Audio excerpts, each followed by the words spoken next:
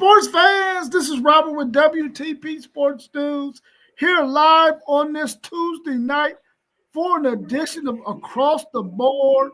We're going to be talking Arch Manning and the Texas offensive issues, conference front runners, and man, listen, I don't usually watch a whole lot of NFL, but since I've joined this fantasy football league, I've been watching more NFL football than I have in a long time. And I'm wondering, those casual NFL fans, if you joined a fantasy football league, you would probably be watching more football like me. I'm here this evening with my man, post game of the Post Game 86 podcast. How you feeling, bro? Oh, blessed and highly favored and ready to talk this good sports. What up, Rob? I'm good, bro. I'm good, man. I'm glad you were able to join this evening. I don't know if any of the other part of the crew is going to jump in. I know Mossberg had to work. FanDuel Zaya had to work. So I'm not sure if they're going to make it in. They might make a cameo appearance, but we might get a little shout out from Parlay Poe and T1 here at some point tonight. But if it's just me and you, we're going to roll it and make it happen. So let's go ahead and get into some of the questions that we have out there in the chat. First up, what's your thoughts on Arch and his first three performances? And is he the cause of the offensive issues at Texas? Well, the first game on the road against a tough team, the number one team in the country, Ohio State, you would expect him to not have his greatest game. So that the Ohio State game really didn't concern me when it comes to Arch Manning. The other two games, you would think he would have been more impressive, but I think he's something like six touchdowns and three interceptions on the season. So hopefully, for Texas' sake, for your Longhorns' sake, Rob, they got those issues figured out in those last two games. Are able to put some stuff on film and work on some things and correct some things because I feel like Texas has the talent to compete against anybody. They just got to put it all together. I feel you on that. Do you think he's the reason why their offense is struggling right now? Uh, it could be a combination of growing pains with Arch Manning and getting that offensive line up to par. It could be that. Okay. What's your thoughts, FanDuel said? What's your thoughts on Arch in his first three performances? And is he the cause of Texas offensive issues? What up? How y'all doing, fellas? Y'all good? Are we good, bro? How What up? you? What up? What up? What up? Bro, I'm good, man. Yeah, I think it's a combination of coaching and him, though. I don't really think y'all calling the plays to set him up for success. We was watching the game um up at the casino or whatever, and I was like, remember that play I told you y'all need to put in y'all's playbook?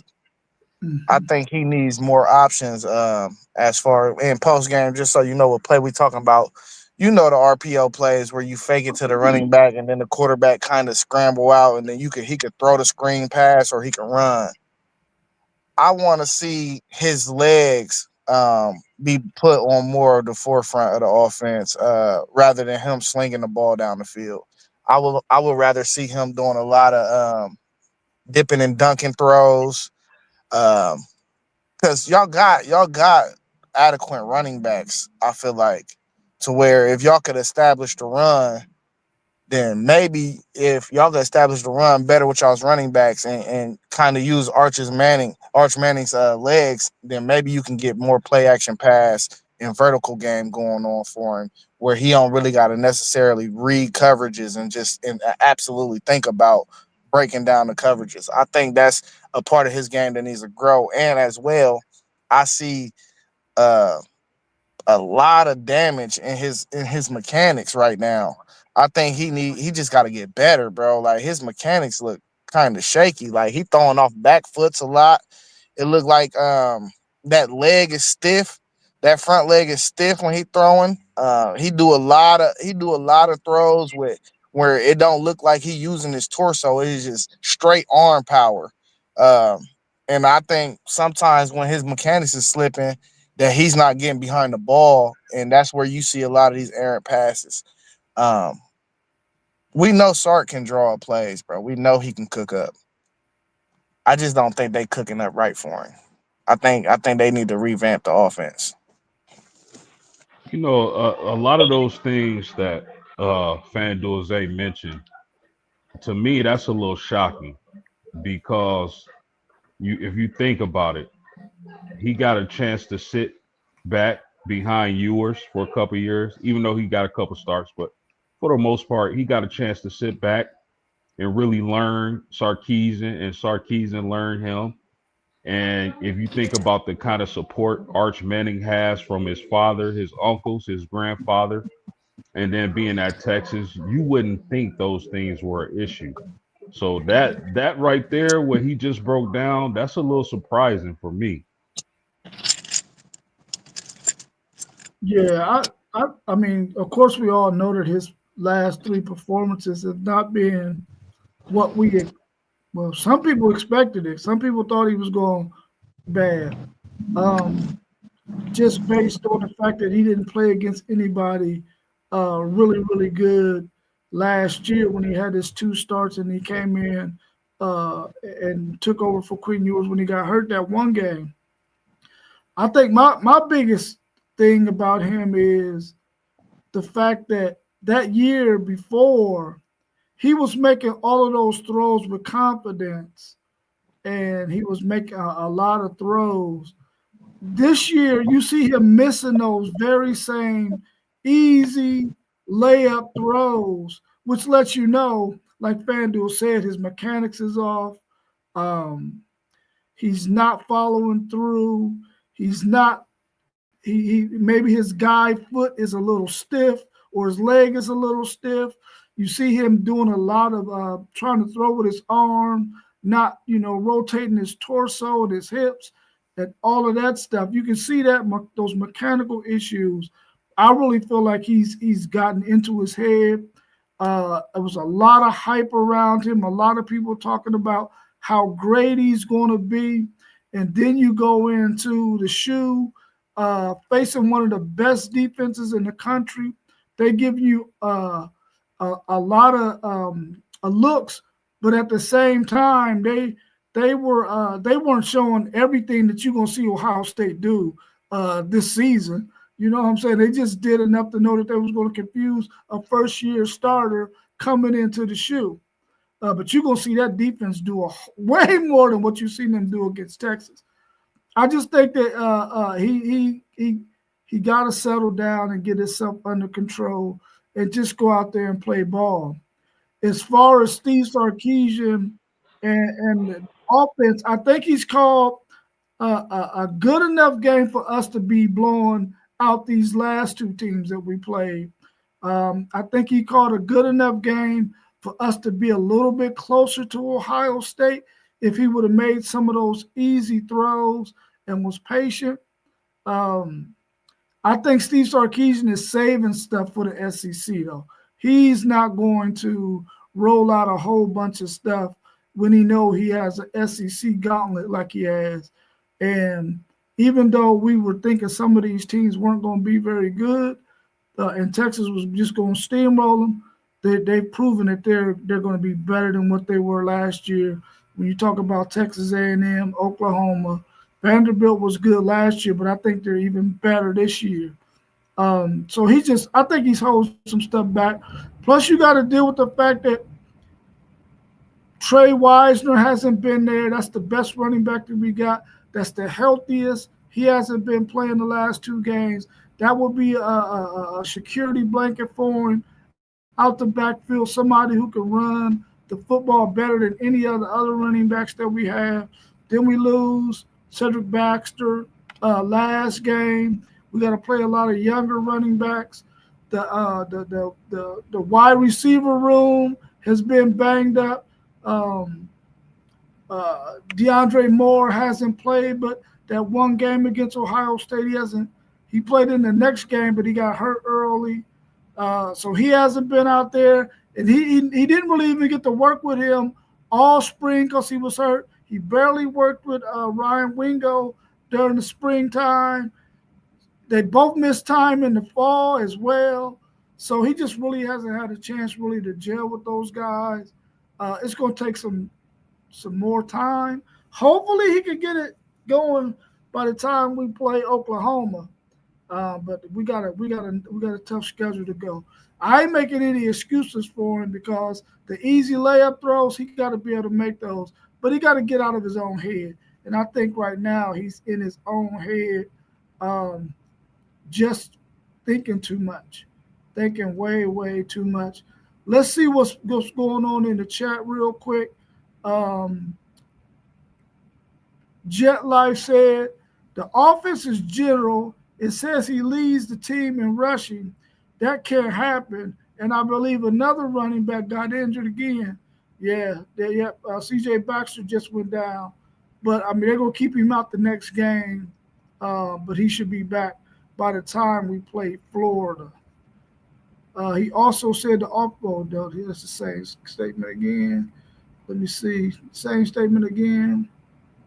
Chase Higgins' digs is just disgusting. Well, whoever that is. That must be a Philly fan. And he going in on those Bengals. Y'all must be about to play the Bengals, Philly Mike OG. Let's go to our next question that we had in here. And if any of you in the chat got any questions y'all want us to entertain, please put it in the chat and we will get to it. Is there a way Notre Dame or any other two-loss team can make the 12-team CFP? And the CFP, for those who might not know, is college football playoffs. Yeah, I guess I'll take that first. Oh wow. I was really not very optimistic after the game Saturday against Texas A&M. But as the week went by, I kind of put things into perspective and got to looking at different aspects of that team. And, I'm really excited about them putting more of a covered safety back there instead of having two like tackling machine type safeties. They're going to do that this week. I just want them to beat Purdue, man. And I don't know if that's a given anymore. But if Notre Dame, to answer your question, if Notre Dame runs the table, I think, the committee will look, will give them a pass on the losses being that they lost to a top 10 team and a top 5 team. But Notre Dame doesn't control their own destiny anymore with those losses.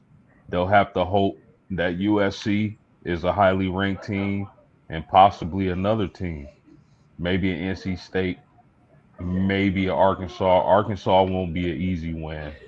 So now Notre Dame also, not only do they have to run the table, fellas, they have to hope that one of these teams are ranked high when they play them and beat them.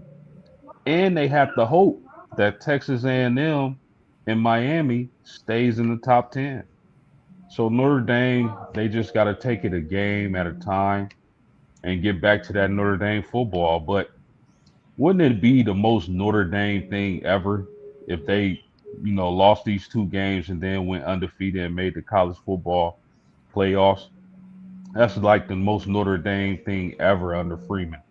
Everybody doubting them, the fan base is hot right now. And then they just shut everybody up like they did last year. But they got a lot of things to work on. I give them about a 40% chance to do what I just said they needed to do. And we'll see what happens. But I think they can. They just going to need a little more help. They don't control their own destiny anymore.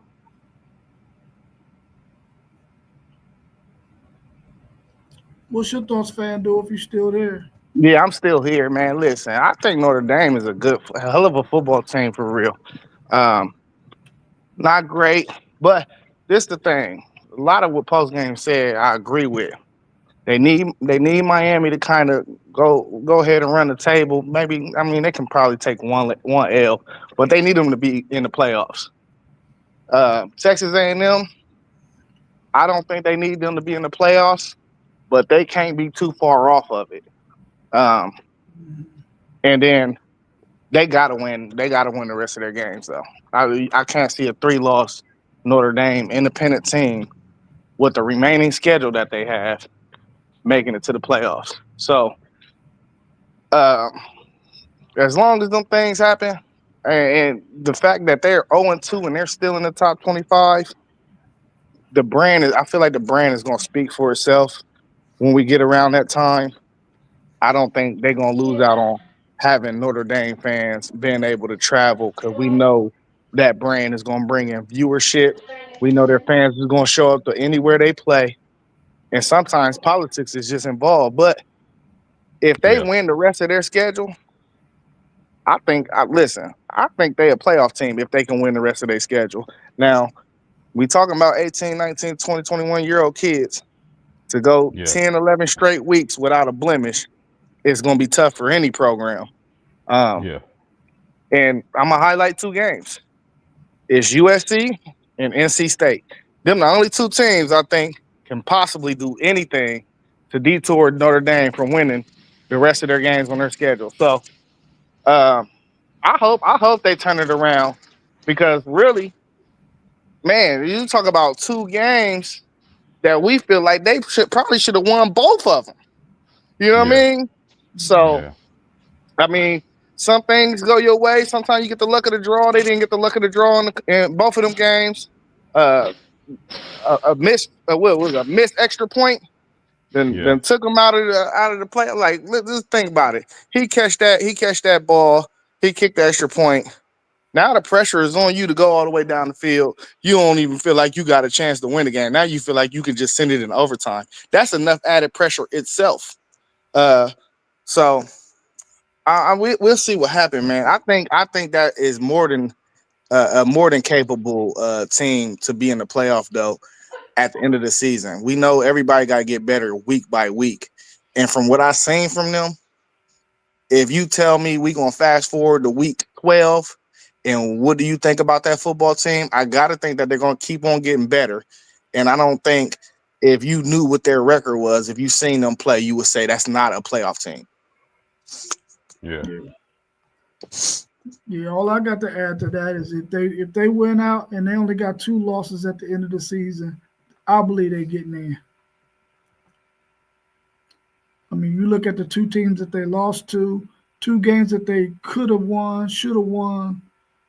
Uh, I don't see them keeping them out if they run the table. Who are your top 4 teams in the ACC, and were these your top 4 teams before the season started?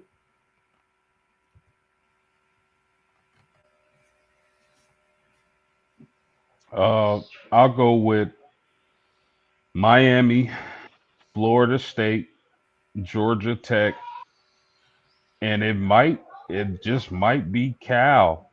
It might be Louisville. I did not have these top 4 teams in the ACC to begin the season. Myself, along with a lot of others, thought that Clemson was just going to run through everybody, and so far that has not been the case. Um, so yeah, I got Miami, Florida State, Georgia Tech, and I'll take it, Cal or Louisville, which is a very beautiful place, by the way. I love Louisville, but I did not see the ACC shaking up like that.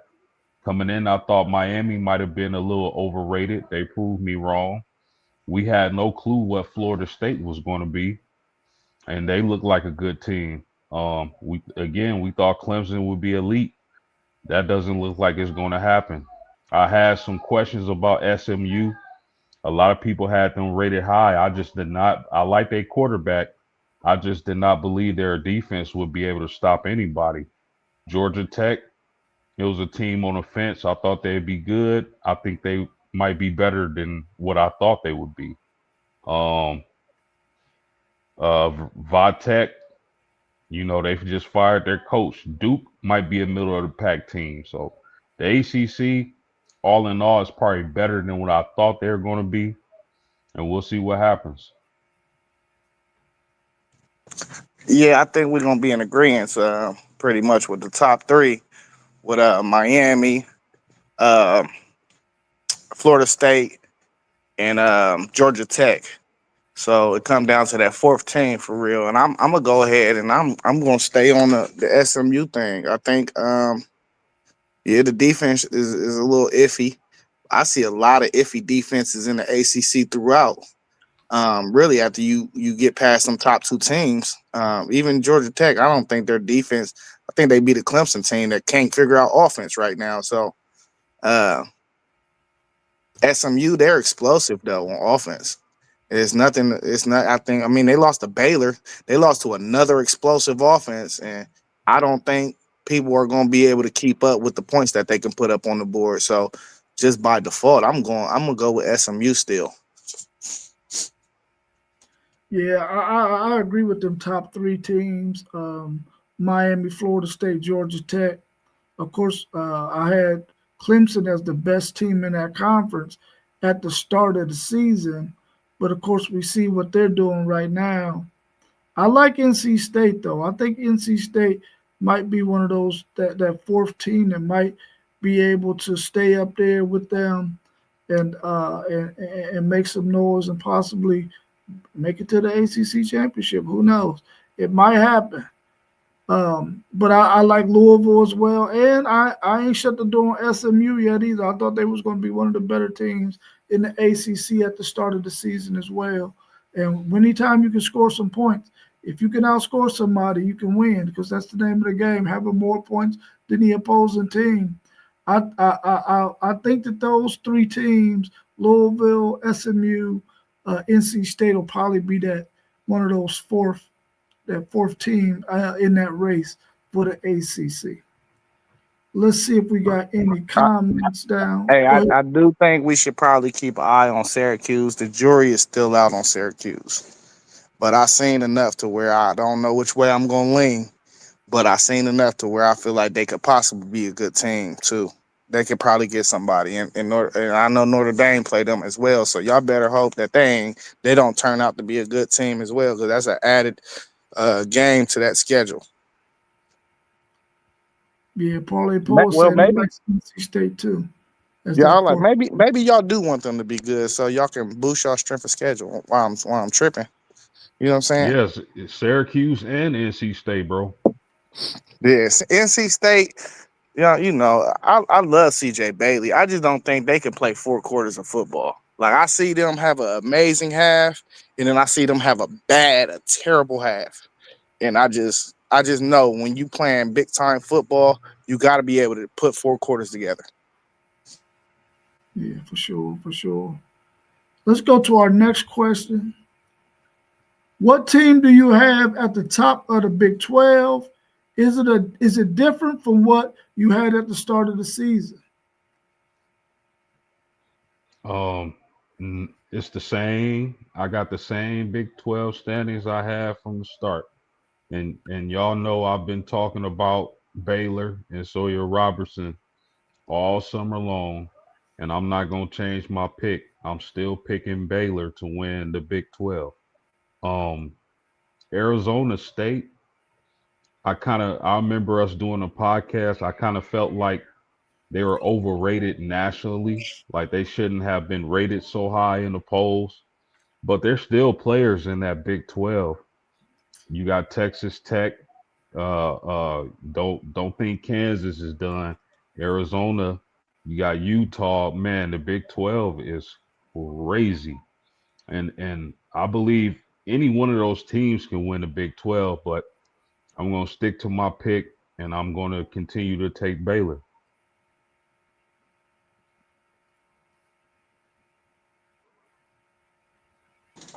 Yeah. Hey, listen, the two best teams in the Big 12 play this weekend. And I had both of them at the top too, preseason. But I think Texas Tech and Utah have separated themselves from everybody in the Big 12. I don't think neither one of these teams is going to lose to nobody else throughout them. Somebody got to lose this weekend. But after that, I think they pretty much going to run the table. Uh, I think they're on the collision course for the Big 12 championship. Now, right after that is where it gets tricky. It's real hard predicting the Big 12 because you got so many teams that's on the same caliber as everybody else. Everybody's the same caliber in the Big 12 to me. So I'm gonna say, well, without giving out my prediction, I ain't gonna give out my prediction for that game on Saturday. I'm gonna just say Texas Tech, Utah are the best two teams for me right now. Third and fourth, I'm gonna go Iowa State, even though I know, just like Poe said, Iowa State want to make everything a dogfight. But shit, I mean, the name of the game is just to win by one, and they keep winning. And then the fourth team I'm gonna go with is BYU. I think BYU will still be sitting there, even after all the controversy that they went through with their starting quarterback right before the season. Yeah. That's the moment. T1 to the show. How you doing, T1? I'm good, man. I'm just leaving Linda McKinley. I did girls volleyball tonight. Just leaving Linda. Hey, thanks. I appreciate y'all. That's right. It's gonna be there forever. Yeah, I think that My fault for just I was just passing to the kids. What's your thoughts on the Big 12? Say, hey, I just hopped in and saw that. I told y'all in the chat earlier, they did it right there.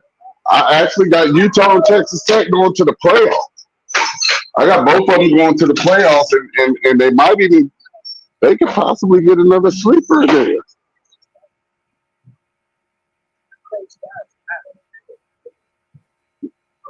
Yeah, they could possibly get another sleeper, but I like Utah and Texas Tech a lot. How you feel about Iowa State?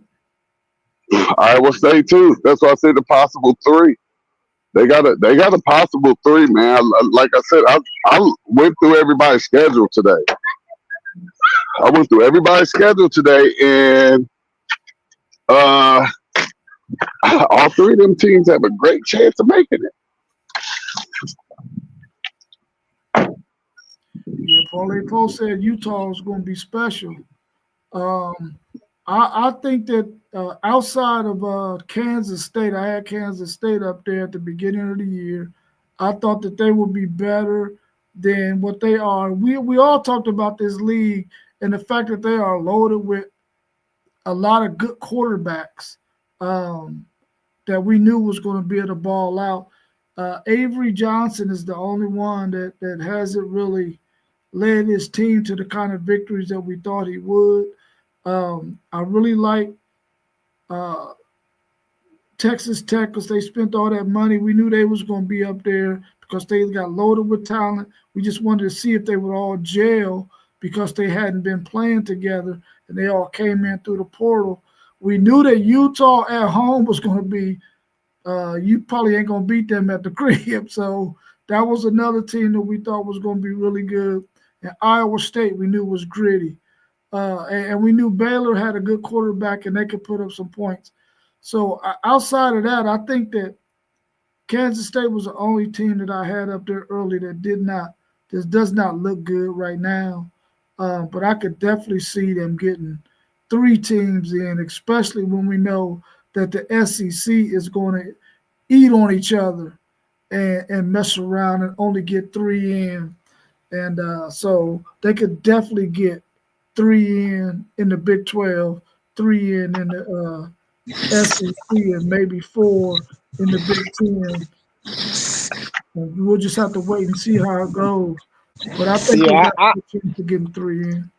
I think the polls tell us everything we need to know. I don't think the Big 12 is getting no three. They can get two, but they're gonna get one before they get three. It's very possible, Zay. It's very possible. I look here. Go back and look at those schedules, Zay.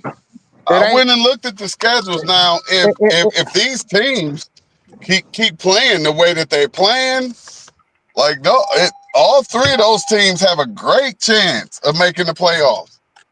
Just like I said, I went through the records, fellas. Just like the SEC has a great chance of only getting 3 teams in, because I like how No try to throw it in there talking about they beating up on each other. Like every conference ain't beating up on each other. Like they They're the not. only ones beating up They're on not. each other. The They're Big Ten not. been beating up on each other for years, buddy. We didn't just start this. We've been beating up on each other for years. But the SEC got all of these cupcake games on their schedule and the bottom feeders. That's why I said you're going to get. I think it's going to be like 7 SEC teams with 3 losses. It's going to be crazy, and those 3 loss teams probably won't get in over a one loss ACC or SEC team, or maybe even a 2 loss, because all of them rankings that they have these SEC teams with right now, they're going to be gone in week 13, week 14. A lot of those rankings are gone, and it's not because they're beating up on each other. It's because they ain't that good. But see, this is what I'm saying though, T. You got Texas Tech and Utah, who we feel like is the clear-cut favorites in the Big 12 now, right? And let's just say hypothetically, Iowa State dropped 1 game in Big 12 play, and they go in and they win a tiebreaker, and they go into the Big 12 championship. Bro, the truth about it is, bro, depending upon who they drop that game to, we talking about we looked at the schedule. That's gonna look like a bad loss compared to the SEC. And then they're gonna play the conference championship game, and we probably gonna say the other team gonna win. Let's just say hypothetically the other team do win. They're not getting in, bro. They're not getting in. They already gonna be in the back half of the rankings by the time the committee roll around. I don't see no way there's gonna be 3 Big 12 teams. They don't have enough respect as a conference. If you have all 3 of those teams with you may have an undefeated one and 2 1-loss teams. You can't. There's no justification to just throw a 3-loss SEC or Big Ten team in over a 1-loss Big 12 team. So if they come out there with 1 loss, they're in there. There's nothing to justify. You went 11-1, 10-2. There's no justification for that. I hear what you're saying, and the justification is going to be Iowa State beat Arizona State 24-16, and then the justification on the other side is going to be that SEC team played 8 ranked opponents, and they went through their schedule and they made it to 9-3. I'm trying to tell you, and when you look at it, Utah or Texas Tech can be the undefeated team. That's very true. And then it's very possible that Iowa State and whoever lose this game on Saturday can both have 1 loss. But somebody gotta have that second loss.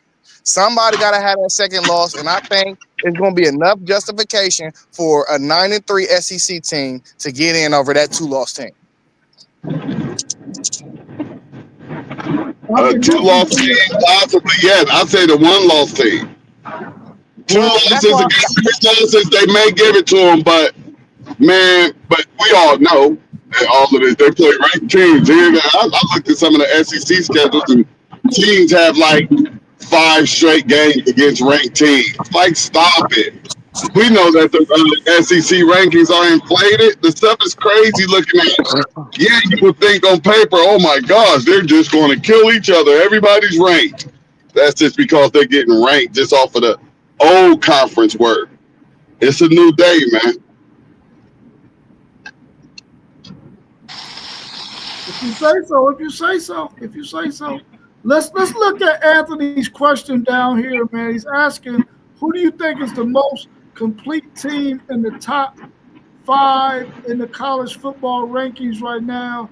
He's making a case for Miami, saying that Miami is the most complete team, and that some people, analysts out there, feel like Ohio State, LSU, Georgia have some weaknesses right now.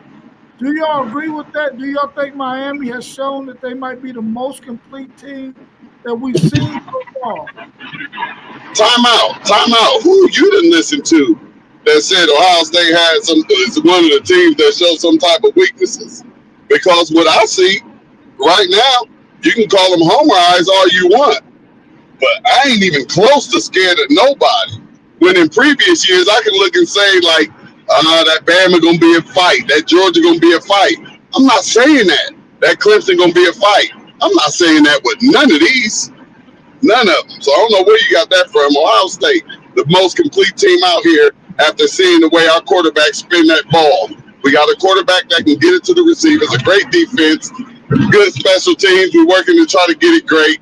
Not many points been scored on us. Come on, man. Who told you that?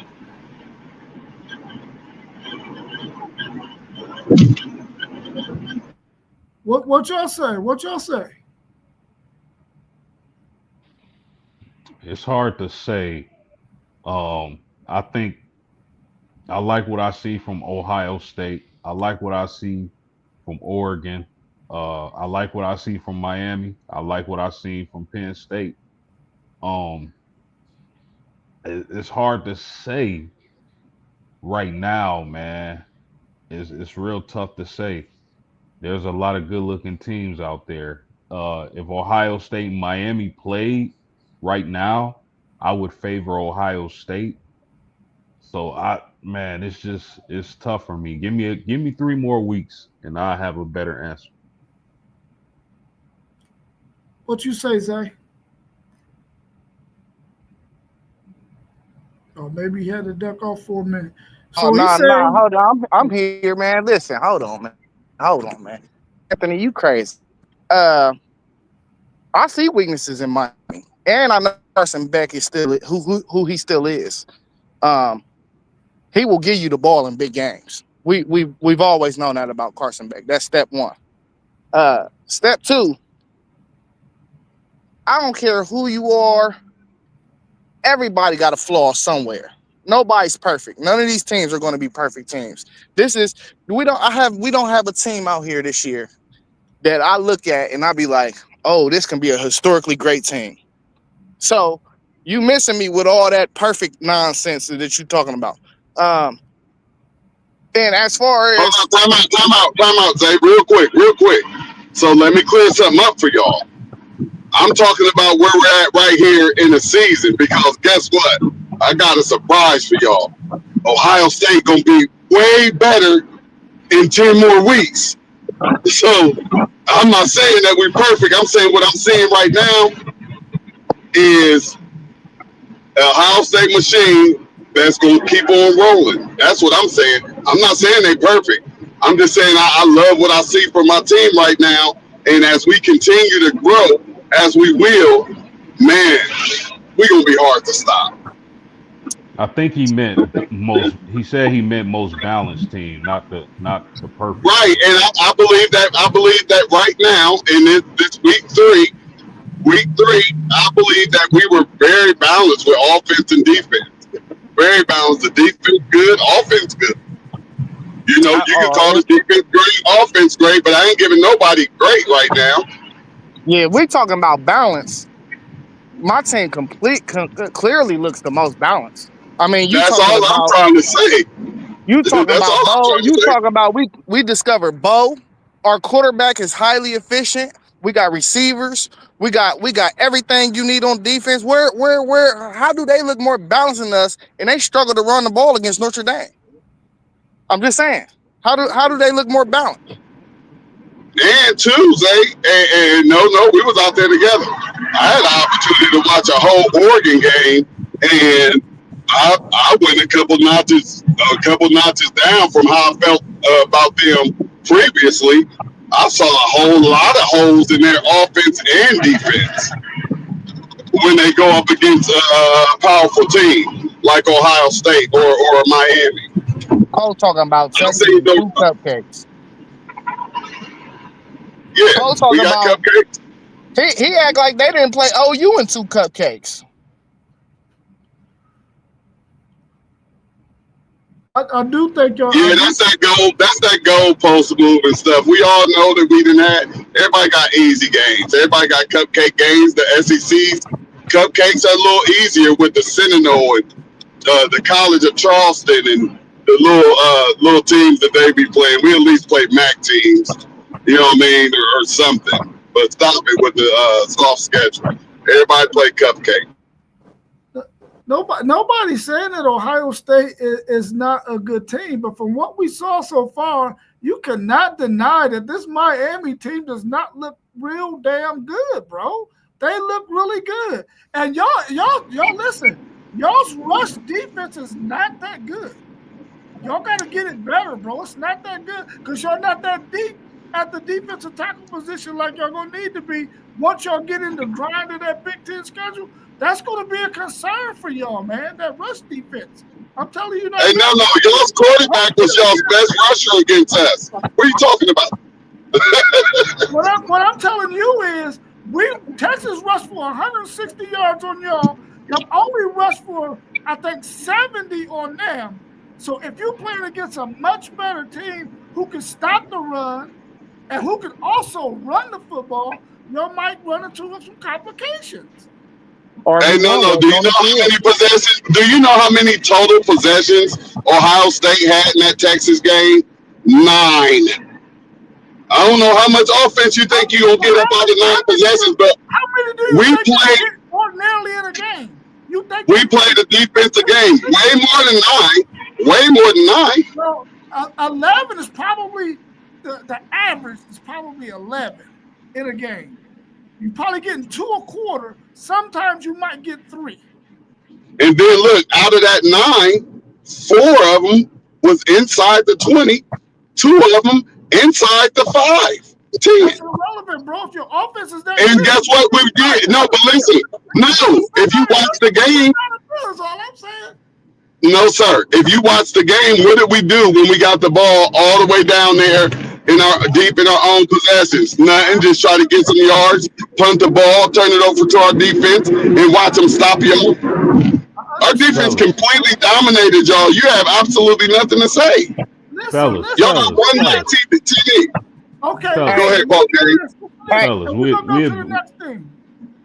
Yeah, we'll be all night. We can go back and forth. All day, all night. Y'all know how we can do. Let's go. Let's get to the Y'all next know my question. thing. Let's go. All I know is it's 360 yards to 203. Right. Y'all got one late touchdown. Really was a great defensive game by our defense. Excellent defensive game. And I want to tap into something you said. No, you said the average possessions in a college game is 11. No, it's more like 20 something. The average possession. I'm talking about per side, 11 per side. I wasn't paying no attention to that. Oh, okay. You said per side. Okay. No. Like how you're saying, we only had 9 possessions to where if you go back and look how many possessions we had against OU, I guarantee you it was way over 9. And we actually ate up some clock on a few of those. But go ahead, like post game clear. Let's move to that next one. Look at the next question. The next question we got is Texas in any of y'all's top 4 teams in the SEC? If not, who are your top 4?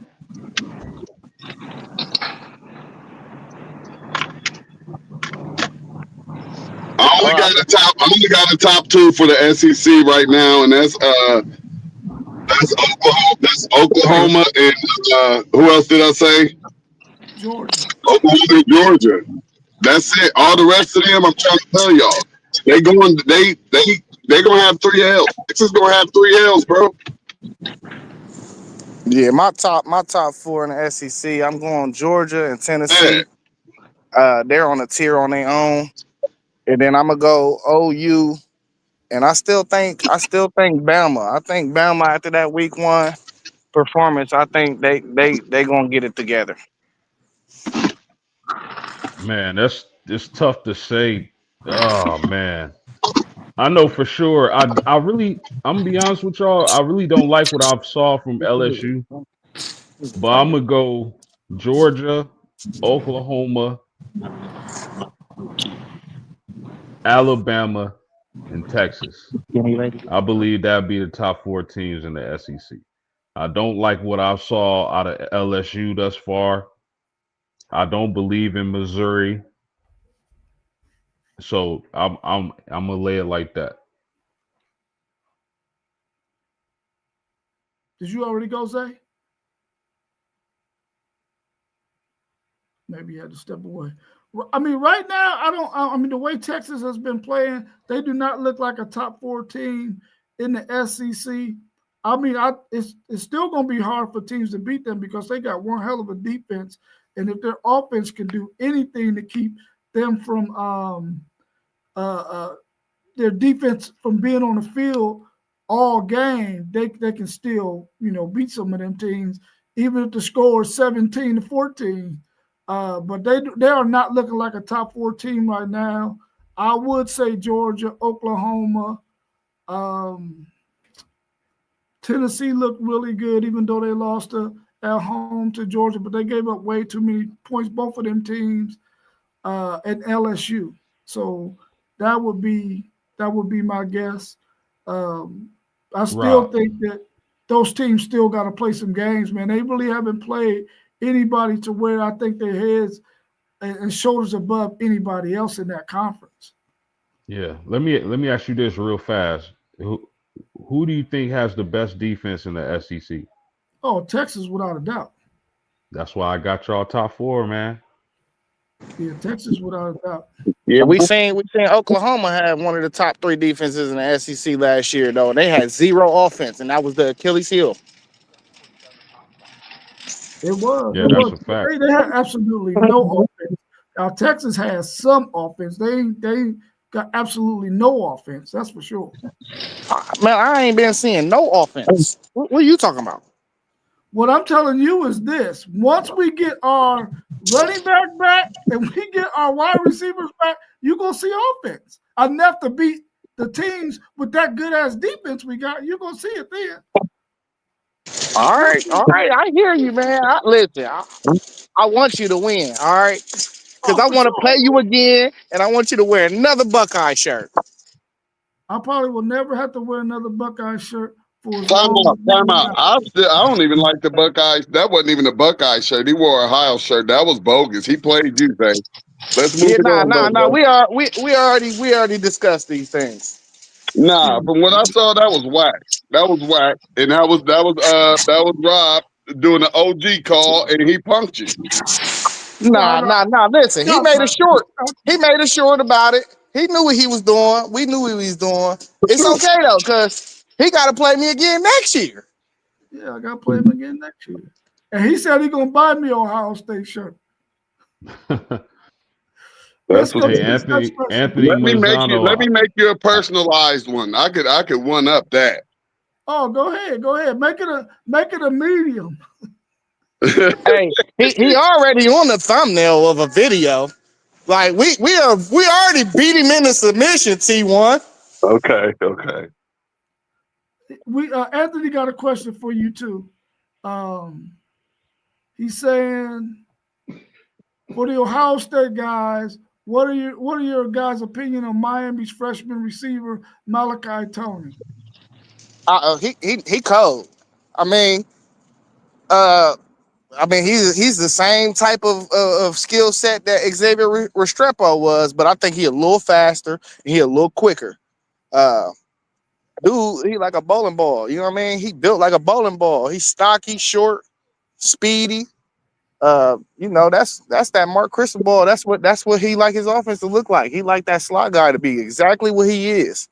So, he cold to me. I ain't nothing else to say. Yeah, I'm agree with you with that. It's a lot of talent out here, and that's one of the talented receivers. He's compared him to Roscoe Parrish and Santana Moss, if y'all remember those two guys. I remember Santana. Good comparisons. I like it. Let's go to our next question. We know that Ohio State, Oregon, and Penn State are at the top of the Big Ten. What other schools have gotten your attention in the Big Ten? The same one I've been saying from the off the barrel. The same one I've been telling y'all. The Fighting Illini of Illinois. Why did post game like Illinois? They brought back 9 on offense, 7 on defense. Their kicker, their coach is a good coach. They're in the Big Ten. They tough. They physical. I really like their quarterback, Luke Altmaier, one of the better quarterbacks in the country. And I'm sticking to my pick, fellas. I think the Illini is going to win the Big Ten. That doesn't mean they're the best team in the Big Ten. That doesn't mean they're going to win a national championship. But I think somehow, some way, the Illini is going to win the regular season in the Big Ten. Time out. Don't they play Ohio State? Hey man, Yep. that's his opinion, man. No, that was just a real honest question. Man, he can't ask him a question, man. Dang. That's it. I just wanted to know if they play Ohio State. If he say they're gonna win the conference. You said, don't they play Ohio State? You didn't say do. No, that's what I'm saying. T-Y. But they do, right? They play them, right? Yep. Yeah. So I think that's a hard feat right there. Did y'all play Oregon last year in the regular season? We did. Okay. That doesn't mean I'm not saying they better than y'all. Of course, I think Ohio State is better. I just think that Illinois is going to find a way to win the Big Ten this year. But don't they have, so you saying they could make it to the Big Ten championship even if they lose to Ohio State? Yep. Okay, I like that. I would like for like I was doing these records. I mean, either Indiana or Illinois. Don't let one of them do something, and don't let Michigan mess around and not lose but one more game and be out here 10-2, which I don't think that's possible, but it's possible. But if Illinois was to do something, you're really talking about shaking up that college football playoff when it comes to talking about the Big Ten. And we all know it should be the Big Ten with all of these ranked teams out here. I think the Illini going to find their way in the playoffs this year. I really do. And they could. They could. Now I feel more confident with you on that more than them being Big Ten championships. I feel a little bit more confident saying they have a great shot of making the playoffs this year. They just missed it last year. Nah, I don't see it. We'll find out this week because they got Indiana, right? Ain't they both they play Indiana, Washington, Ohio State, and USC. They going 2-2. They not. You know what I mean? We'll see. Well, 10-2 might get them in. Yeah, it might get them in. They ain't gonna be in the Big Ten championship though. That's for sure. Not with Penn State schedule that they got, and then Ohio State and Oregon. Oregon got a terrible schedule, low key. You say We'll terrible. see. What you mean by terrible? Like their schedule was tougher than both of those teams, easily. Oh, okay. Yeah, Oregon. I think Oregon only really played Penn State, really. Yeah, man, they gave them the sweetest deal since they entered the Big Ten. That's crazy. Yeah, Oregon Excuse me. definitely got a layup. Oregon definitely got a layup entering the Big Ten conference. And it's not because we don't have teams.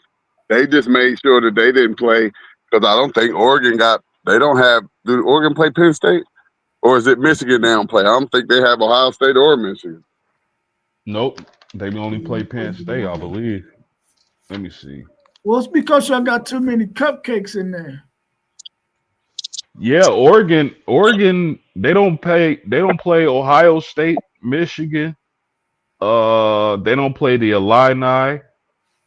So, I mean, Do they play Indiana?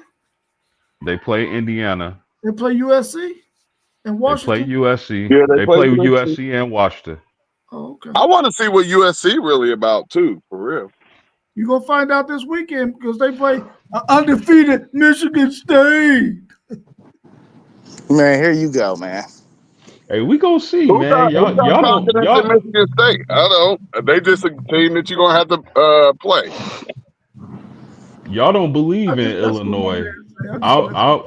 And it's gonna be real interesting, man. But I'm picking Illinois, fella. I like this team, I really do. But All right, and it's gonna be a real big test against Indiana this week. And that's Saturday morning.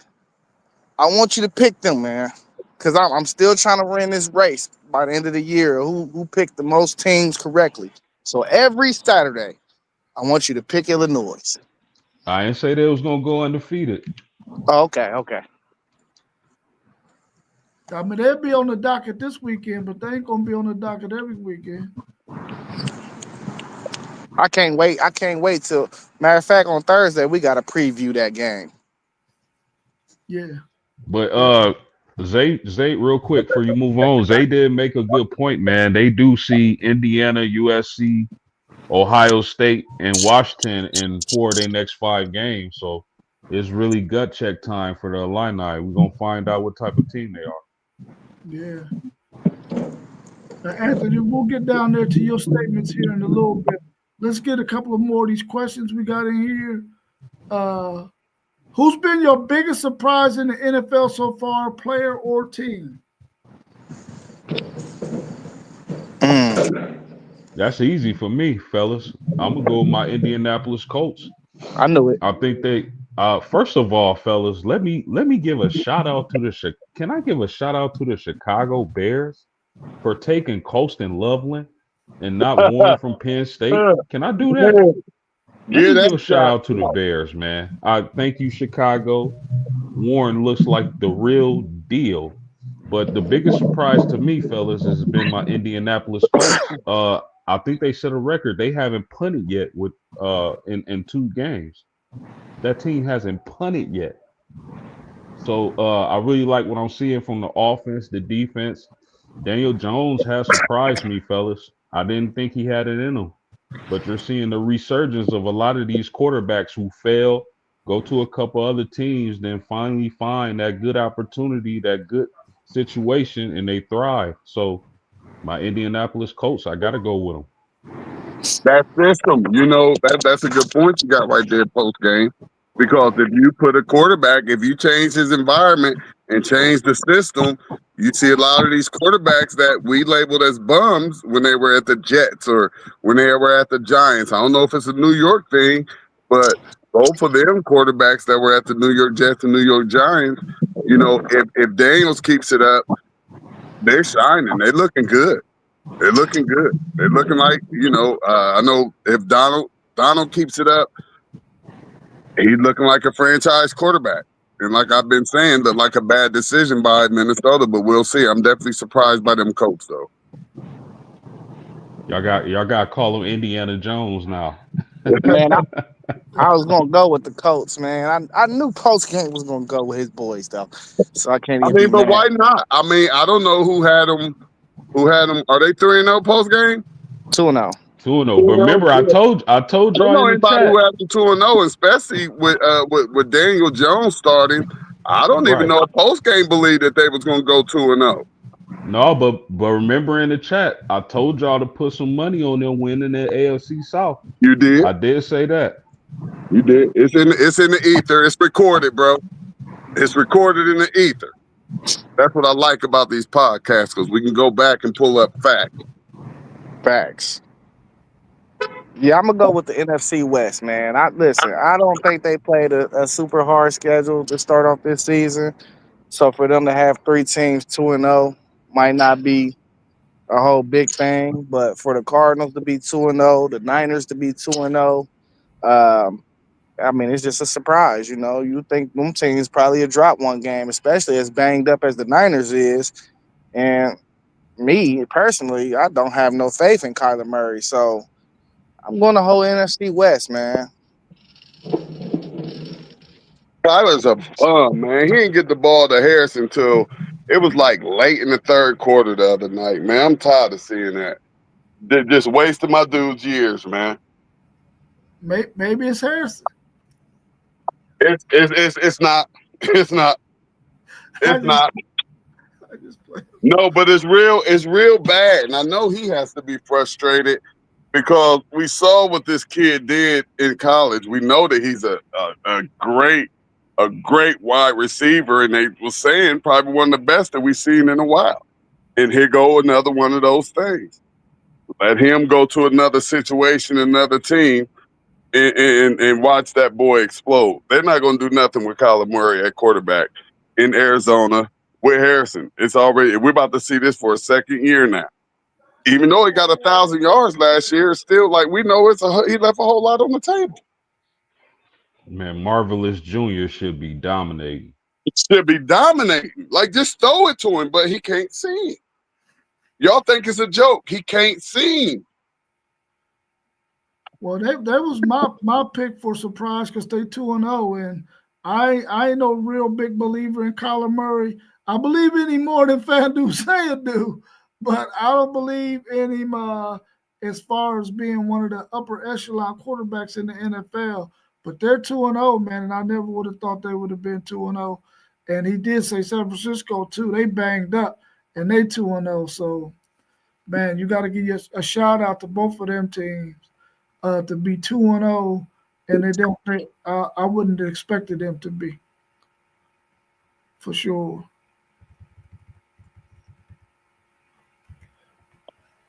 Do you think Shador should have told the Ravens not to draft him in the 5th round? Yes. Yeah, I truly believe. I mean, how long do you think Lamar Jackson is going to be in the NFL? That's question number one, and that will be question that I will ask my agent if he did come to me and say, "Hey, Baltimore's about to take you." Baltimore with Lamar, the MVP. I'm not sitting behind him until my first contract is up, and I haven't played it down. Well, I mean, Yeah. you know that it wouldn't have been because they wanted him to sit behind Lamar his whole career. So what would he do? They probably would have just wanted him to get under him, get some tutelage, learn the ways of the NFL. Trust me, Baltimore wasn't going to keep him on the bench like that. They was going to Then trade him away, let him learn from Lamar, and then trade him away. For sure. Hell yeah. That's money, but you're going to get picks and money. Man, But listen, if he ain't man. playing, who gonna get him? Listen, bruh, he should have definitely went to Baltimore. But how old is Lamar? 30? 29? Dude. What is he? He still easily got 7-8 years left. No, he don't. Not easily. What are you talking about? He's a dual threat quarterback. I mean, he's still out here kicking. What are you about in right year now? 7? He about in year 7? Yeah, I What think about Lamar Jackson? He's been there for a while now. I say about 7. What? About 7-8 years? Because he was there. He was there when Charlie Strong was the coach at Louisville, and Charlie Strong did 4 years at Texas, and then we had what's the name for 4 years, Tom Herman, and we done had what's the name for 4 years. So he's been there for a minute. But whatever the case, Shador would have been on the bench for a minute. At least 3 years. You only signed in a 3-year contract. He could have learned for 4 years. He could have still made his money with the jersey sales. He wasn't gonna outshine Lamar Jackson, bro, or Derrick Henry. They wanted him. It wasn't like this is an organization that didn't want him. They wanted him. You know, he in an organization that didn't even want him. Hey, y'all do know that all of this is a smokescreen, right? Let's get this out the way because I don't even know how much of this that should really be a topic because first of all, it shouldn't have went in the 5th round. We see that right now with all of these quarterbacks out here. We know Pittsburgh should have got him. The Giants should have got him. The Saints, the Steelers, the Raiders. That's just 5. The Browns. That's 6 right there just off the rip. Like, dude, like he should have went to Baltimore in the 5th round. Tell me a quarterback in college right now that's just way better than Shador. because somebody coming out going before the 5th round. Who out there better than Shador? And we talking about shit he had went in the 5th round of Baltimore. Let me add to this. Do I think Shador should have told the Ravens not to draft him? Absolutely. Because you got to think about this, man. Do we believe the Sanders are intelligent and do their homework and know the ins and outs of the NFL? Kill him post game. Do we believe that? Kill him post game. I like that. If we believe that, then they absolutely made the right decision. Great point post game. That's what I was. Yeah, I mean, I'm not saying that he shouldn't have told him that. I said that he should have told him that because he wants to play. I wouldn't have wanted to go sit behind Lamar Jackson for all that time. I would have wanted to go somewhere where I can make the fastest track to the field. Right. Yeah. Whatever happened to your quarterback developing though? Like, why is him sitting down and learning such a bad thing? This is the same thing we was talking about with Sam Darnold, Geno Smith, and all these other cats, Daniel Jones, all these other cats that's balling out in the league. They got thrown in the fire. Their confidence got killed a little bit. They got with the right coach and into the right system, and then they start balling out. We always act like somebody got to hit the field as soon as they get in the league. That stuff is nonsense. That's just what they. That's just when you go in the first round. When you go in the first round, they draft you to play. They don't draft you to sit down. They didn't draft. And that's why he didn't go in the first round. That's why he didn't go in the first round. They didn't draft Cam Ward to go and sit. They didn't. They ain't draft him to go and sit and look at nobody. They don't draft first rounders to sit. First rounders don't sit. First rounders go and start. They get thrown into the fire. Peyton Manning, horrible first year. Horrible first year. What's Shador's biggest problem? The situation is though. Biggest problem is that he is Sanders. No, I'm talking about on the field, bro. Stop playing all this nonsense. Like, just the world is out. Like, he don't have no flaws, bro. He holds the ball too much, bro. He holds the ball too much. I must be missing something because I'm just hearing, and this is what I don't like. And as a former quarterback, everybody wants to point at Shador's flaws as if it ain't not one more quarterback out here. Like, if you don't see like I just said, like you ain't see bad quarterback play in the NFL. I just saw my quarterback, CJ Stroud. If he hit his receivers, they probably gonna win that game. He was off. What you got to say about him? Like, talk about all the other quarterbacks. People need to stop talking about Shador. Shador hold the ball too long. I see Shador. So you think Shador is good? So you think he good at CJ Stroud? Man, y'all gotta stop the madness, man. I see Shador throwing the ball. Everybody like he just sit back there and hold on to the ball. Is it a play or two? I can watch any NFL game and look at a quarterback and say he held the ball too long that play. Any quarterback, any game. But y'all want to say Shador holds the ball too long as if every time he drop back, he holding the ball too long. He does it consistently enough. No, he doesn't. It's two things. Passes for that. It's two. But he gets stacked a lot, don't he? Because he holding the ball. It's two things that you cannot do as an NFL. Hey, T1, it's two things you cannot do in the NFL as a quarterback. You can't take sacks and you can't throw interceptions. He takes sacks, bro. He did that in college for his percentage ratings, for his throwing percentage. That's why he took. And when we seen it in preseason, when we seen it in preseason, you blame the offensive line. When are you going to take accountability that the brother hold the ball sometimes? When are you going to take that accountability? You didn't just hear me. Every quarterback hold the ball too long sometimes. Every quarterback don't get sacked as much as him, more than everybody else. Listen, he an NFL quarterback, bro. If an organization wants you, you should have went to that organization. They done brainwashed y'all to believe that he a fifth-round quarterback. He holds the ball too long. He does this, he does that. Nobody said he was a fifth-round quarterback. I said the Ravens wanted him.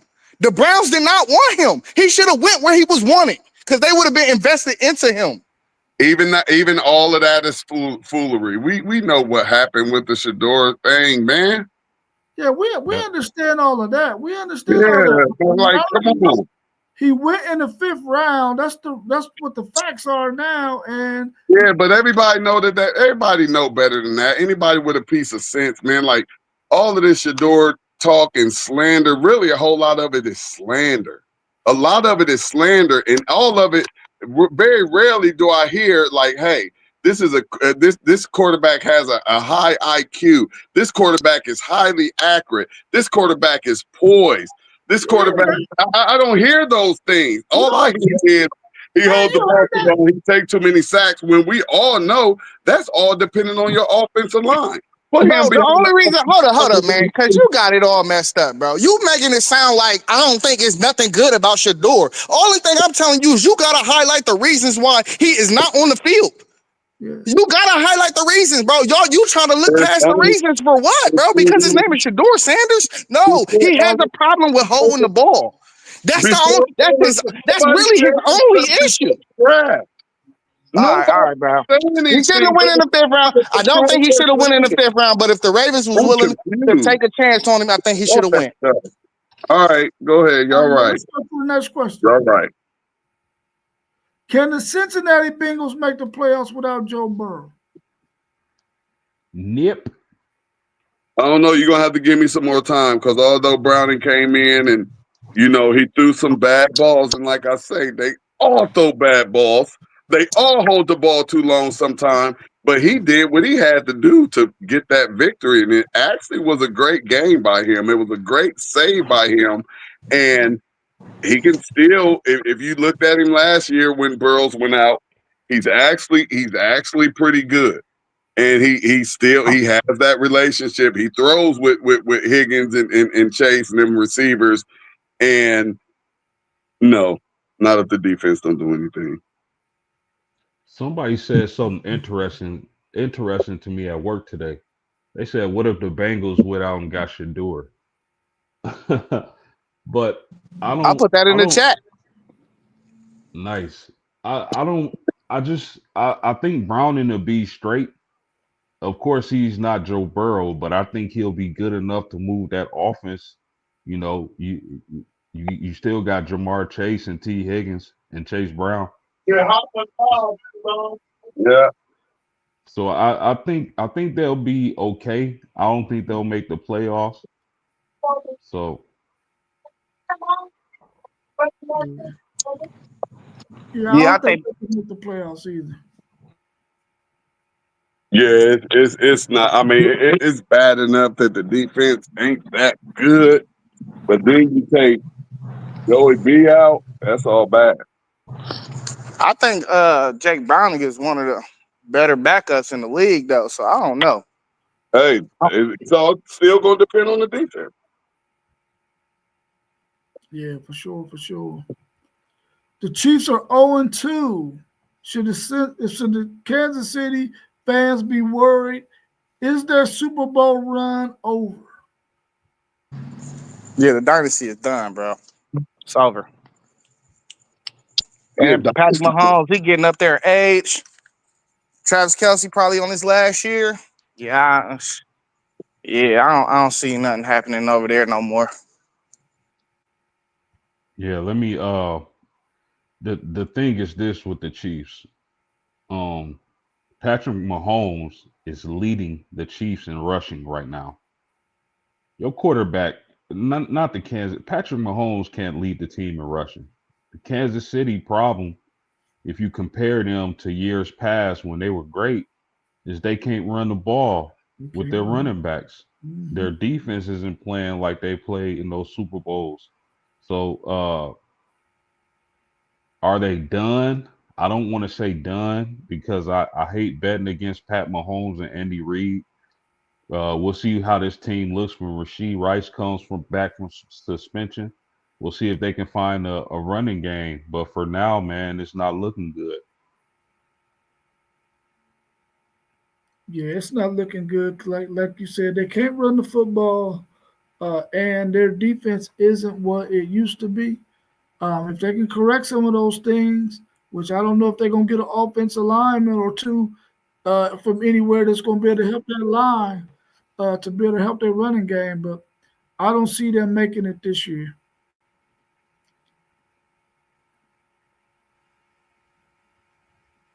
Do I y'all think think they still can Miami? make I still think they still can possibly make the playoffs, though. I ain't gonna count them out off of 2 games. They can definitely still make the playoffs, but as far as the dynasty, yeah, that's over with. Yeah, y'all can see them making the playoffs as well. Do y'all think Miami's going to blow out Florida this weekend? And do you feel like they can blow out Florida State? Or do y'all think Florida State is overrated? Well, I'll tell you, if Lagway throw 5 interceptions again, Miami, He I threw five got a better interceptions? man. He threw 5 interceptions. What? I didn't Man, know that.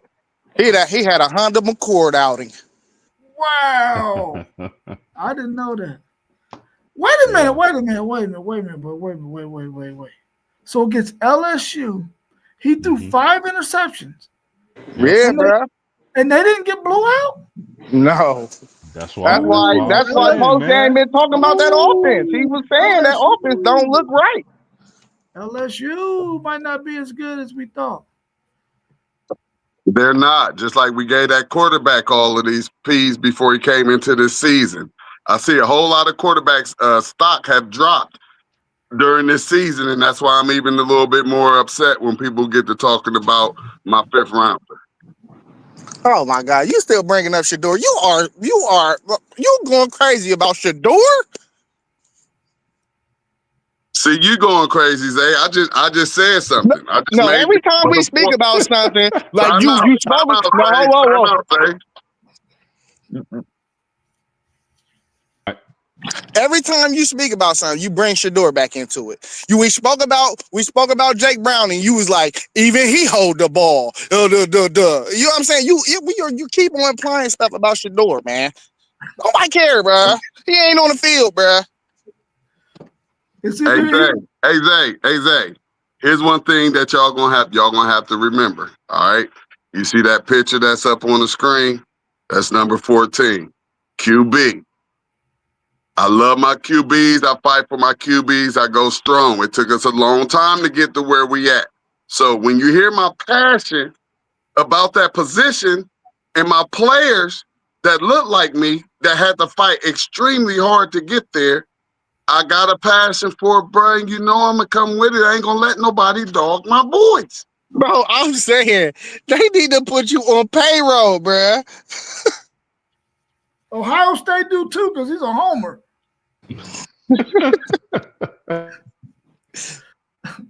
So do y'all think they're gonna beat smash Florida and beat Florida State? And is Florida State overrated? They're gonna make Swiss cheese out of Florida. Florida State, I believe, should be a good game. Where the game at? Florida. I think they go to Tallahassee, if I'm mistaken. No, Florida, not Florida State. Oh Where they no, play? I think they go to Miami for that game. Yeah, they might blow them out. But I got my bad, T. Go ahead. I'm not gonna give Florida State the overranked little label right now. Just like for real, I ain't gonna say that Notre Dame is dead in the water. You know, so this is what people got to understand. We still have a whole lot of football left. And, you know, we saw it with Notre Dame. They lost to a MAC team, and they came together and they did what they had to do. So that's very possible for Notre Dame, and it's very possible for Florida State to continue what they're doing. But we also know that it can go backwards too. So that's the one great thing about college football. I have to say that college football and college basketball are probably the 2 best sports in America. Yeah, because for college football, the margin of error is so slim.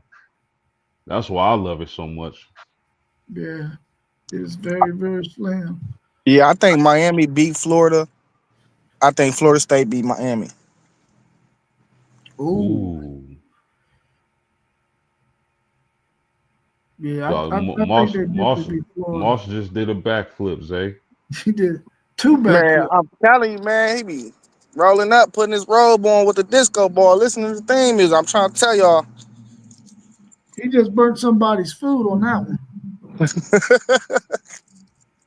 Anthony is saying that Virginia Tech is trying to come after Indiana's head coach. What y'all think about that? Should they? Carsonetti ain't leaving. You wouldn't leave Indiana for Virginia Tech? Nah, I'm in a better conference. You gotta understand, we get bread. Ain't nobody leaving the Big Ten, buddy. Money, big money, meals. The teams might be getting that, but that don't mean that he can make more money at Indiana than he can Virginia Tech. I guarantee you he can make more money as a coach at Virginia Tech than he can at Indiana. I think Indiana might, if he continues to win, Indiana match anything somebody try to do.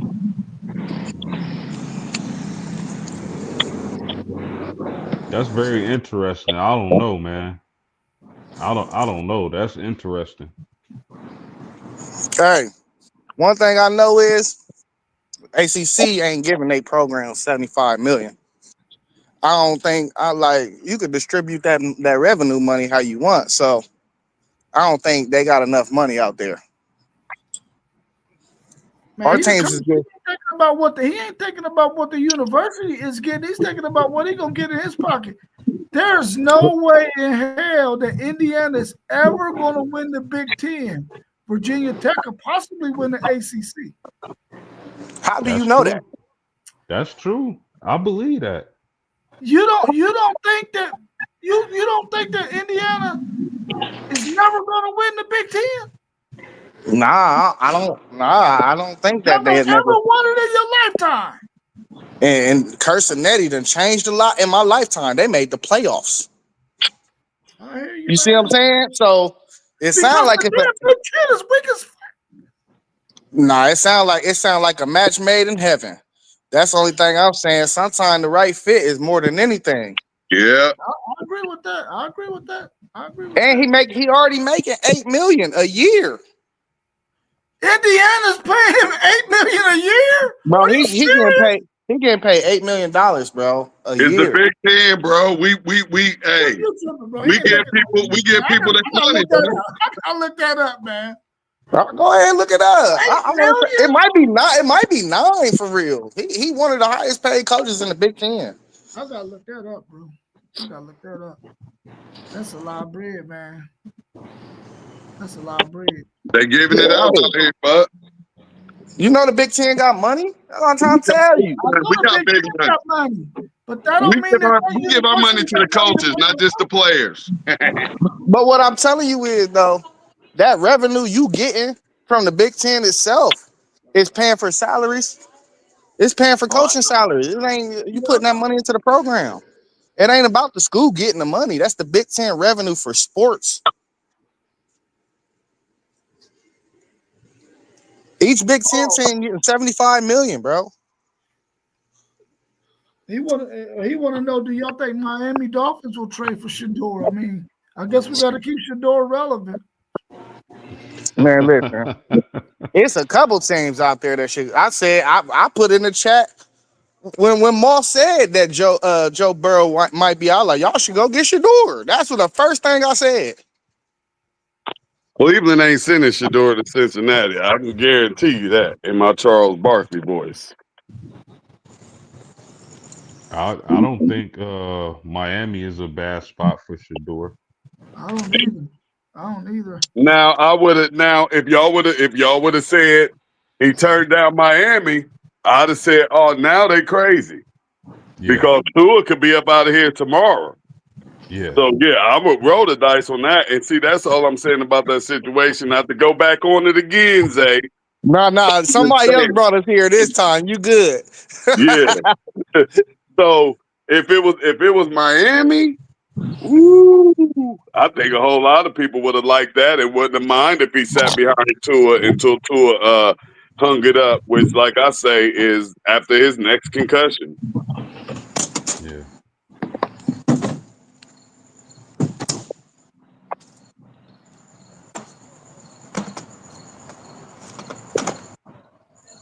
You know what's tricky about Shedeur, man? I What's don't that? think people account for, man.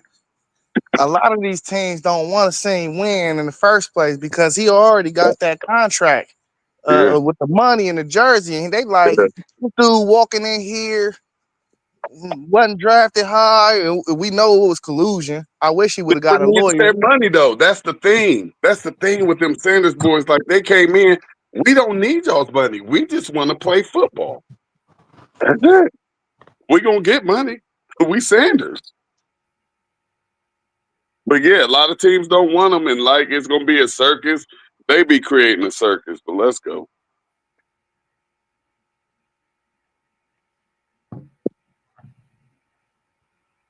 All right, y'all. I don't have anything else. He's saying Kurt Signetti ain't worth. That's a massive overpay if he's making that. He's not worth No, $9 that million. is not an overpay. Indiana got their return last year off of that man. Exactly. Indiana been so bad in football for forever, and they made it to a playoff. How you saying he overpaid? He got them to a playoff, bro. A playoff. And it's In his, a lot of universities ain't never gonna make that playoff with the 12 team. in his first year. That's true.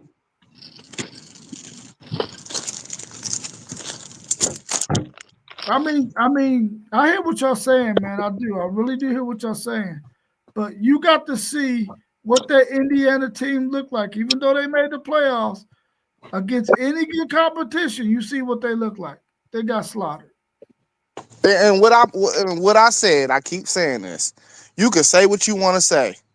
Their score at the end of the game was a less deficit than the next teams that Notre Dame played.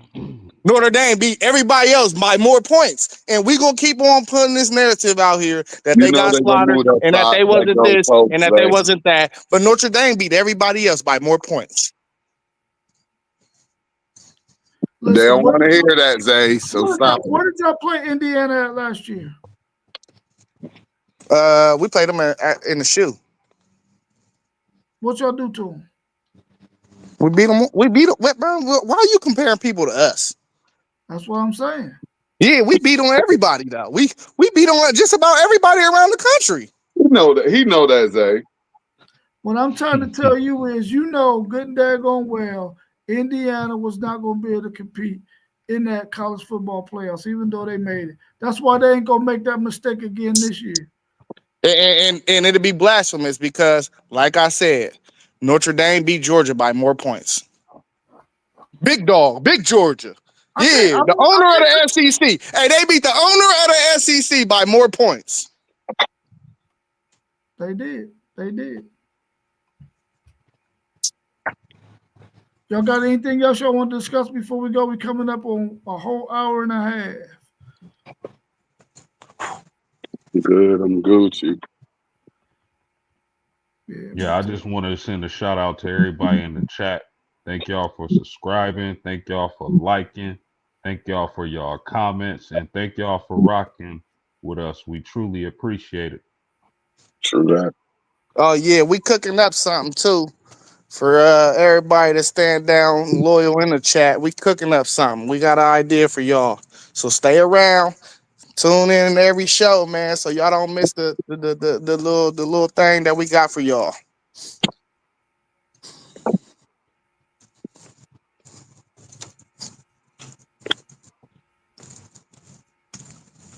Anthony said, if this is me just defending the NFL, but I believe head coaches and quarterback coaches didn't want to deal with helicopter parenting of Deion telling them. I could have sworn I said this thing off. Yeah, you ain't. Hey, Anthony be watching the show. I'm telling you, he be tuned in. He know how to keep it going. I tell you. Hey, I rock with Anthony. I mean, that's a true statement, though, man. I believe that there were some coaches and some organizations and some quarterback coaches and head coaches that didn't want to have to deal with that, man. Yeah, But guess what? The Cleveland Browns, they haven't seen Coach Prime. That's what I'm saying. The media creating all of this stuff. Well, they would have seen Prime, but Shador told him to stay away.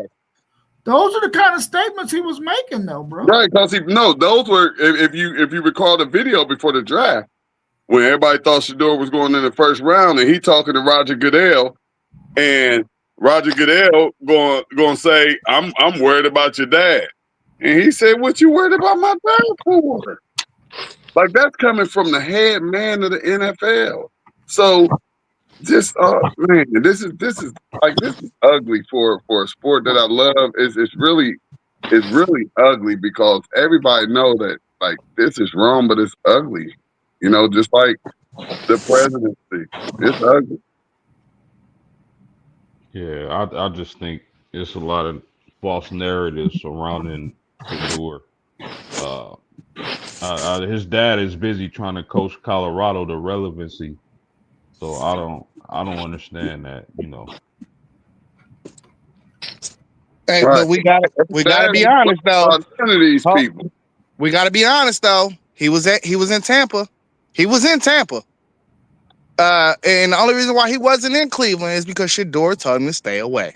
I mean, but here's the thing: he's a dad. He's gonna be like all like these things with these famous dads and these kids, like the LeBron thing and Bronny, like this stuff. And now I get as a father, it sickens me.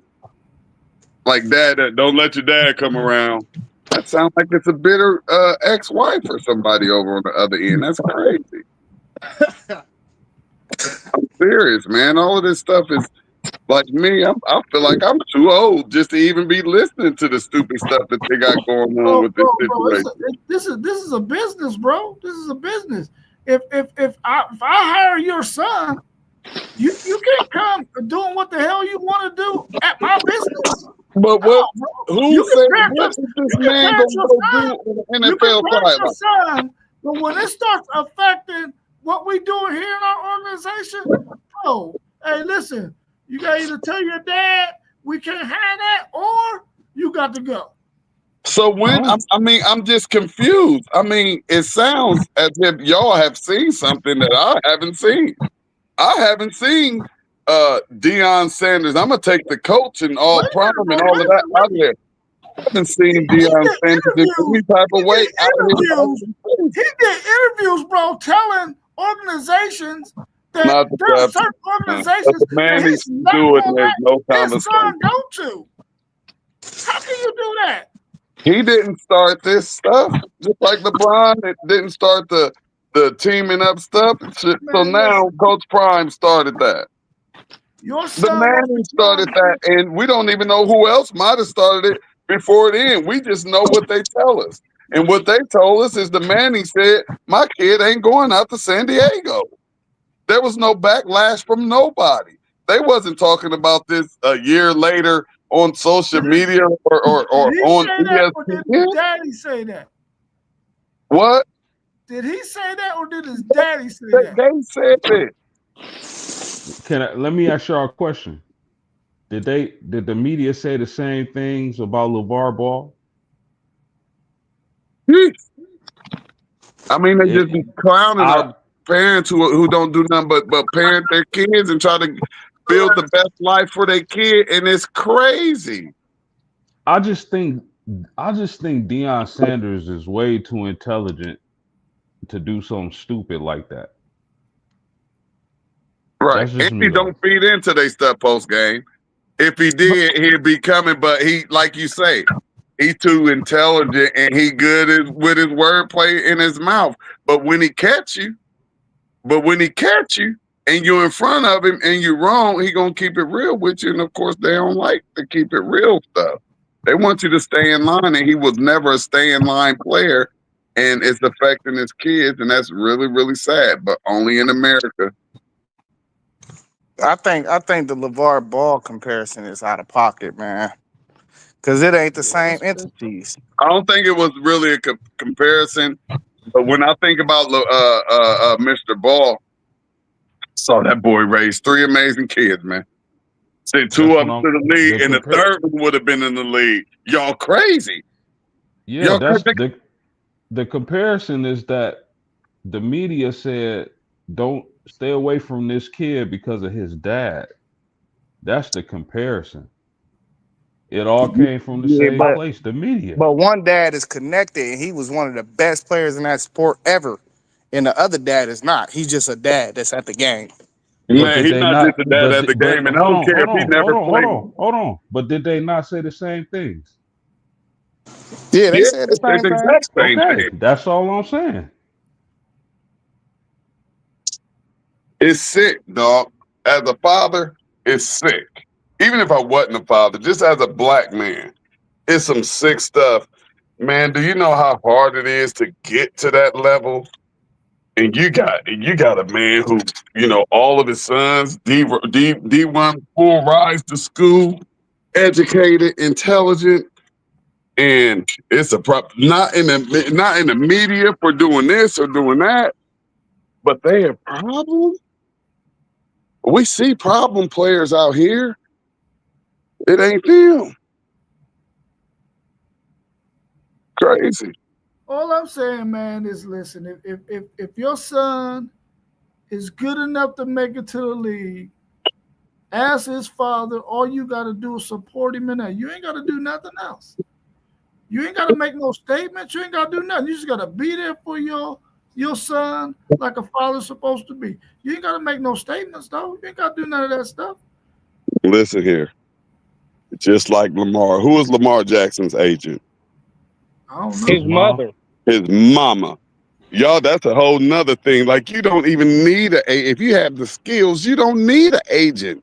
That's true. If you get drafted number 1, you get paid what the number 1 picks get. If you get drafted 15, you get paid. These agents ain't doing nothing special. It's just a part of the game. And when one of us go get our mother or our family member or our father as our agent, it's a problem.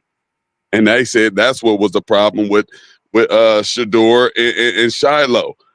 They didn't have the agents that everybody else had. They got the agents when I think they got the agents after they got drafted. Like, we see we can't do this. But yeah, all of this stuff is madness, and it's crazy, man. It's crazy to me. Oh, yeah, we know that's there, though. We know that that's there. Hey, but listen, though, T1. I think Shador will prevail. Regardless of what you're saying. One day he's going to be an NFL starting quarterback. One day. Oh no, I he's agree. gonna be seen. He's gonna be seen this year, and I'm cool with them. Y'all pick Dylan ahead of him.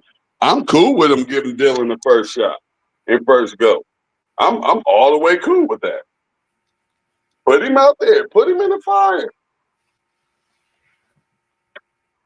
Yeah, the cream gonna rise to the top. Always. I believe that kid got greatness in him. So he'll get it eventually.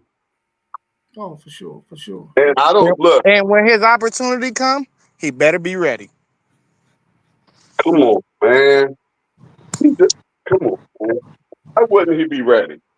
I'm saying everybody don't get the same fair opportunities and the amount of opportunities everybody else get. He might get one shot and one shot only. I just said a statement. I said he better be ready. That's all I said. I didn't say he wasn't. I wasn't implying he wasn't going to be ready or not. Why are you saying, come on, man, like I'm putting the brother down?